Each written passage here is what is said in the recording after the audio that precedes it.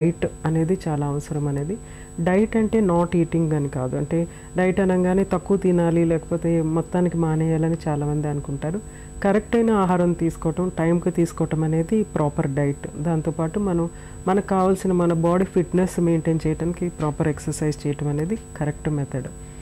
ఈ ఇతర ఏ methods follow అయినా మనకి వేరే సర్జరీ మెథడ్ ఫాలో అయినా ఇంకో మెథడ్ ఫాలో అయినా ఇంకో మెథడ్ ఫాలో అయినా ఎన్ని మెథడ్స్ ఫాలో అయినా కానీ అన్నిటికీ కూడా ఆహారంలో మార్పులు మాత్రం కంపల్సరీ కాంప్లిమెంటరీగా పనిచేస్తూ ఉంటుందన్నమాట. సో తప్పనిసరిగా ఆహారంలో మార్పులు అనేది చాలా చాలా అవసరం. ఆహారంలో మార్పులు చేస్తేనే మన బాడీలో మార్పులు అనేవి వస్తాయి. అలాగే ఎక్సర్సైజ్ దానికి తోడైతే కనుక ఫిట్నెస్ ఇంక్రీజ్ అయ్యి మన మెటబాలిక్ రేటు ఒక లెవెల్లో వెళ్తూ ఉంటుంది కాబట్టి మళ్ళీ తిరిగి ఫ్యాట్ పేరుకోవటం అనే దాన్ని మనం తగ్గించగలుగుతాం. జనరల్గా చాలామంది చేసేది ఏంటంటే బరువు తగ్గటానికి ఒక మెథడ్ ఫాలో అయిన తర్వాత బరువు తగ్గిపోతారు. అయితే ఆ తగ్గిన బరువు కొన్ని రోజులు మెయింటైన్ అయిన తర్వాత మళ్ళీ తిరిగి వచ్చేస్తూ ఉంటుందన్నమాట. తిరిగి వచ్చేటువంటి బరువు చాలా రెసిస్టెంట్ బరువుగా ఉంటుంది. అది తగ్గించడానికి ఇంకొంచెం కష్టపడాల్సి వస్తుంది.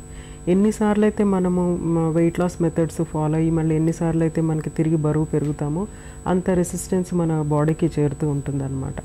సో ఎప్పుడు కూడా మనం గుర్తుంచుకోవాల్సింది ఏంటంటే ఆ బరువు తగ్గిన తర్వాత దాన్ని మెయింటైన్ చేయటం అనేది చాలా ముఖ్యం. అది మెయింటైన్ చేయడానికి ఆహారపు అలవాట్లని డెఫినెట్గా మనం నియంత్రించుకుంటూ ఉండాలి.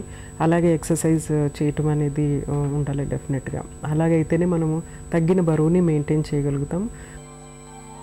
బరువును తగ్గించుకోవడానికి కేవలం ఒక ఆహారంలో మాత్రమే మార్పులు చేసుకుంటే సరిపోదు. ఆహారంతో పాటు వ్యాయామం, అవసరమైతే మందులు, జీవనశైలిలో మార్పులు, ఇలా అన్ని రకాలుగా తగిన ప్రయత్నాలు చేయాలి. వీటికి తోడుగా బరువు తగ్గి తీరాలన్న గట్టి సంకల్పం ఉండాలి.